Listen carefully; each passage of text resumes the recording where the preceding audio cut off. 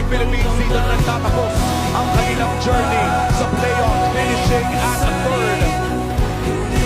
Ang kailangan na nila munang magpahinga. Hindi makakalipad ang Onyx Philippines sa ngayon, pero naging napakaganda ng kanilang journey looking back at their regular season. Many have doubted Savero's ability to play in the Philippines, pero pinakita niya sa buong mundo na ang Indonesia na na-goaltender ay kayang-kayang pumalag in one of the biggest stages of MLBB.